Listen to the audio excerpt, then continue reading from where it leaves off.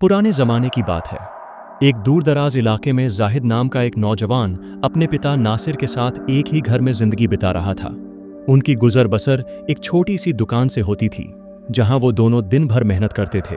घर में सिर्फ वही दोनों थे और उनका सहारा भी एक दूसरे के सिवा कोई नहीं था। रात के वक्त जब वो घर में बैठते तो नासिर अक्सर अपने बेटे को नसीहत देता, बेटा, मौत का कोई तय वक्त नहीं होता। अगर मैं दुनिया से चला भी गया तो याद रखना, तुम अकेले नहीं हो। अल्लाह हमेशा तुम्हारे साथ है। कारोबार अल्लाह के भरोसे पर चलाया करो, क्योंकि दुकान तो सिर्फ एक जरिया है। असली राज तो अल्लाह की रजा मर्जी में है। हमेशा ईमानदारी और सच्चाई को अपनाना, चाहे इसके बदले तुम्हें अपना सारा माल क्यों ना खोना पड़े। और लोगों के साथ नरमी से पेश आना, क्योंकि अल्लाह तुम्हें उस वक्त सहारा देगा जब तुम्हें कोई सहारा देने वाला नजर नहीं आएगा। जाहिद ये बातें सुनकर कभी परेशान हो जाता, कभी चुपचाप रह जाता। एक दिन उसने कहा, बाबा, अल्लाह न करे कि आप मुझे छोड़कर जाएं। अगर आप नहीं रहे तो मैं क्या करूंगा। नासिर ने मोहब्बत से बेटे के सिर पर हाथ रखा और मुस्कुराकर कहा, बेटा, यही तो मैं कह रहा हूं। मेरा जाना यकीनी पक्का है, लेकिन तुम्हें कभी अकेला महसूस नहीं होगा अगर तुम अल्लाह पर भरोसा रखोगे। वही तुम्हारा रखवाला है, और अगर तुम उस पर यकीन रखोगे तो कभी नाकाम नहीं होगे। नासिर की ये नसीहतें जाहिद के दिल में सवाल पैदा कर देती। अगर मैं खुद मेहनत करूं, ईमानदारी से काम करूं और लोगों से नरमी से पेश आऊं, तो फिर अल्लाह पर भरोसे का क्या मतलब। सब कुछ तो मेरे ही कामों से होता है। ये सोचकर वो अक्सर अपने पिता की बातों को नजरअंदाज कर देता, लेकिन जाहिद को क्या पता था कि अल्लाह उसे एक ऐसा मंजर दृश्य दिखाने वाला है जो उसकी पूरी जिंदगी बदल देगा। वक्त गुजरता रहा और फिर वो दिन आ गया जिसका नासिर अक्सर जिक्र करता था। नासिर दुनिया से रुखसत हो गया। अब हकीकत यही थी कि जाहिद के पास अल्लाह के सिवा कोई नहीं बचा था। जब वो दुकान पर जाता तो हर चीज उसे अपने पिता की याद दिलाती। घर लौटता तो तन्हाई उसका इंतजार कर रही होती। चार दीवारी में अब सिर्फ वही था, और उसके दिल में अपने वालिद की बातें गूंजती रहती थीं, जिन्हें उसने कभी गहराई से नहीं लिया था। जिंदगी मुश्किल जरूर थी, लेकिन चल रही थी। जाहिद ने खुद को काम में मशगूल रखा, लेकिन तन्हाई का एहसास कभी खत्म नहीं हुआ। कुछ वक्त बाद जाहिद को दुकान के लिए सामान लेने दूसरे शहर जाना पड़ा, जहां से वो सस्ता माल खरीदकर अच्छा मुनाफा कमा सकता था। ये पहला मौका था जब वो वालिद के बिना इतनी दूर जा रहा था, मगर कारोबार की मजबूरी थी, इसलिए हिम्मत करनी पड़ी।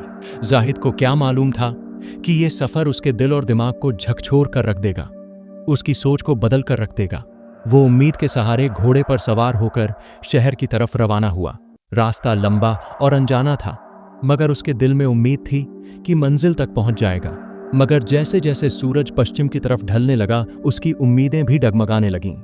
शाम ढल गई, अंधेरा फैल गया और जाहिद पर थकावट सवार होने लगी। मसला ये था कि जो खाने पीने का सामान वो साथ लाया था, वो भी सूखे रेगिस्तानी इलाके में खत्म हो चुका था। अब प्यास और भूख ने जिस्म को कमजोर कर दिया, मगर उससे ज्यादा डर और वहशत ने दिल को घेर लिया। ये वो वक्त था जब अल्लाह अपनी कुदरत का नजारा दिखाने वाला था। रात के सन्नाटे में दूर कहीं घने जंगल से दरिंदों की भयानक आवाजें आ रही थीं, जैसे कोई खूंखार जानवर घात लगाकर बैठा हो। घोड़ा भी बेचैन हो चुका था, कदम लड़खड़ाने लगे, जैसे वो भी खतरा महसूस कर चुका हो।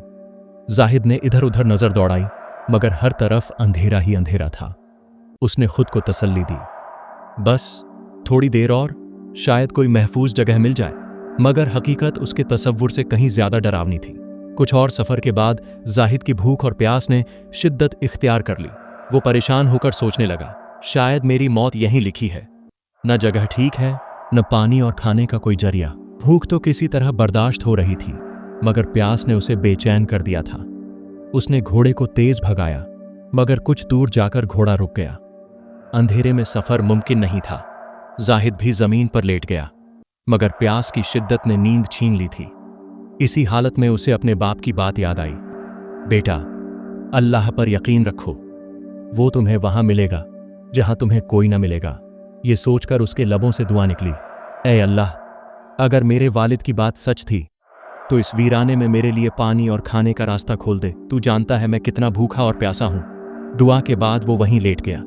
कुछ वक्त गुजरा था कि अचानक घोड़ा घबराकर खड़ा हो गया और डरकर दौड़ने लगा। जाहिद घबरा गया, कहने लगा, अब ये क्या नई मुसीबत है। मगर वो जानता था कि अगर घोड़ा चला गया तो वो बिल्कुल अकेला रह जाएगा। इसलिए फौरन उसका पीछा किया। कुछ दूरी के बाद घोड़ा अचानक रुक गया। जाहिद ने जल्दी से जाकर उसे काबू में किया, मगर अब एक और मसला था। अंधेरे में वो रास्ता भूल चुका था। उसने लाचारी से आगे बढ़ने का फैसला किया। चंद कदम ही चला था कि दूर कहीं हल्की सी रोशनी दिखाई दी। उम्मीद की एक किरण जगी। चलो, रात यहीं गुजार लेता हूं। पुराने वक़्तों में मुसाफिरों का खास ख्याल रखा जाता था। यही सोचकर वो रोशनी के पीछे चल पड़ा। करीब पहुंचा तो हैरान रह गया। वो तो एक पूरी बस्ती थी। बेशुमार घर आबाद थे। दिल को सुकून मिला। किसी न किसी घर में पनाह जरूर मिल जाएगी। वो घोड़े से उतरा और करीब गया, मगर देखा तो हर घर के दरवाजे पर ताला लगा हुआ था। हैरत से दूसरे फिर तीसरे घर की तरफ गया, मगर हर दरवाजा बंद मिला। जाहिद हैरत में डूब गया। ये कैसे मुमकिन है कि पूरा गांव सुनसान हो? लेकिन हिम्मत करके वो रोशनी की तरफ बढ़ा। वो रोशनी एक घर से आ रही थी। दरवाजा खटखटाया तो अंदर से भारी आवाज आई। कौन है? रात के इस पहर यहां क्या कर रहे हो?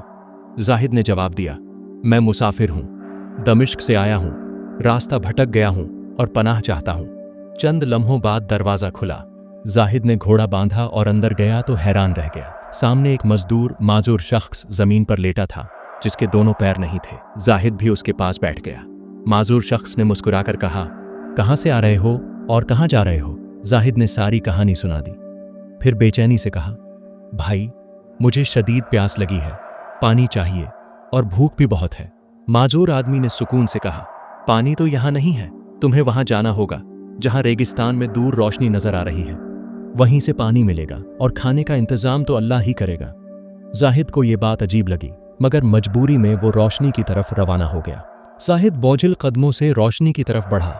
करीब पहुंचा तो देखा कि वो एक पुरानी सी झोपड़ी है और अंदर से कोई शख्स धीरे धीरे कुछ बोल रहा था, जैसे खुद से बातें कर रहा हो। ये मंजर देखकर जाहिद के दिल में डर बैठ गया। कहने लगा, अब ये कौन सी मखलूका है? मगर फिर हिम्मत करके झोपड़ी के दरवाजे पर आवाज दी। अंदर से एक पुरसुकून आवाज आई, हाँ बोलो, मुझे यकीन है तुम्हें पानी चाहिए। जाहिद हैरत से चौंक गया, मगर फौरन बोला, जी हाँ, मुझे पानी की शिद्दत से हाजत है। आवाज आई, तो अंदर आ जाओ। जाहिद ने हिम्मत जमा की और धड़कते दिल के साथ झोपड़ी के अंदर दाखिल हुआ। अंदर जाकर सुकून का सांस लिया, क्योंकि वहां एक बुजुर्ग शख्स नमाज पढ़ रहे थे। कम से कम ये कोई जिन या भूत नहीं था, इतना तो उसे यकीन हो गया। नमाज खत्म करने के बाद बुजुर्ग ने नरमी से कहा, बेटा, जब इंसान का अल्लाह पर यकीन कमजोर हो जाए तभी वो रास्ते भटकने लगता है। वो मिट्टी का मटका वहां रखा है, उठाओ और ले जाओ।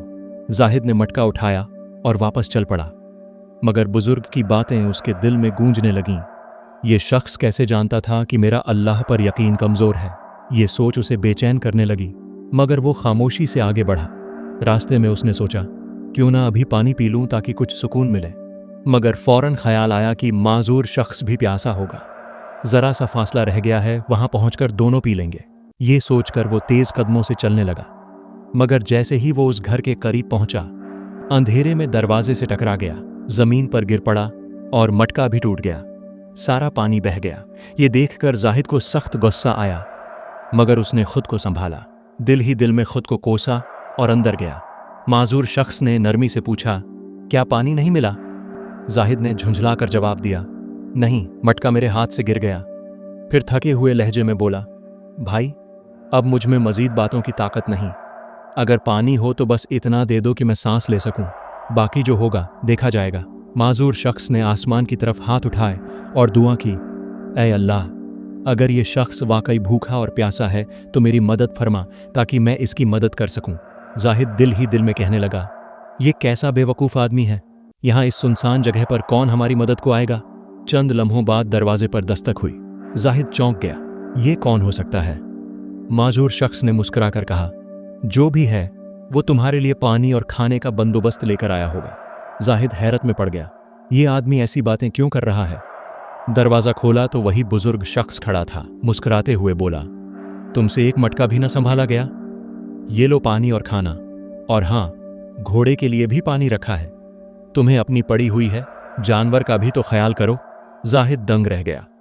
ये दोनों तो ऐसे बातें कर रहे थे जैसे सब कुछ जानते हों, मगर प्यास और भूख ने सोचने की मोहलत न दी। उसने फौरन पानी पिया, खाने पर टूट पड़ा जब सैर हो गया तो सवालात उसके जहन में उभरने लगे।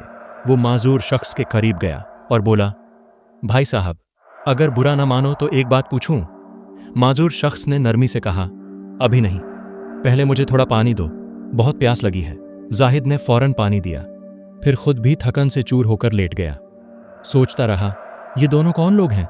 नींद की शिद्दत से वो सो गया। सुबह आंख खुली तो देखा कि माजूर आदमी नमाज में मसरूफ है। वो खामोशी से अपनी जगह बैठ गया। नमाज खत्म हुई तो फौरन बोला, भाई साहब, अब तो मेरे सवालों के जवाब दे दें। माजूर आदमी मुस्कुराकर बोला, तुम भी अजीब हो। अल्लाह ने तुम्हें नई जिंदगी दी, खाने पीने का इंतजाम किया, मगर तुमने ना रात की नमाज पढ़ी न फज्र की। ये सुनकर जाहिद शर्मिंदा हो गया। फौरन वुजू किया और नमाज पढ़ी, फिर घोड़े पर सामान रखा और चलने लगा। माजूर शख्स ने आवाज दी, पूछ लो जो पूछना है। जाहिद ने हैरानी से कहा, ये बस्ती खाली क्यों है? माजूर बोला, यहां बारिश में पानी भर जाता है तो लोग आर्जी तौर पर ऊपर इलाकों में चले जाते हैं। जाहिद ने फिर पूछा, तो तुम क्यों रुके हुए हो? माजूर बोला, मैं चल नहीं सकता और इबादत के लिए ये जगह छोड़ना नहीं चाहता। जाहिद ने आखिरी सवाल किया, तुम्हें इतना यकीन कैसे था कि खाना जरूर आएगा? माजूर हंसा, अगर मालिक से ना मांगोगे तो किससे मांगोगे? तुम्हारी तो पहली रात थी, मैं 1 साल से यहां हूं और हर रोज अल्लाह मेरे लिए इंतजाम करता है। एक दिन भी ऐसा नहीं गुजरा कि अल्लाह ने मुझे भूखा रखा हो। बस कल रात तुम्हारी वजह से खाना देर से मिला। फिर वो बोला, अल्लाह पर भरोसा रखो। जब तुमने रेगिस्तान में अल्लाह को पुकारा तो घोड़ा डर गया। ये मुसीबत नहीं, रहमत थी। जहां तुमने ठहरना था वहां से कोई जिंदा नहीं आता। अल्लाह ने तुम्हें बचाया। वही रास्ते बनाने वाला है, चाहे रेगिस्तान हो या अंधेरा। रास्ते में जाहिद को बाप की बातें याद आने लगीं। अल्लाह ही मुश्किलात देखता है, वही हल करता है। अल्लाह पर भरोसा करने वालों को वो वहीं मिलता है जहां उन्हें कोई और ना मिले।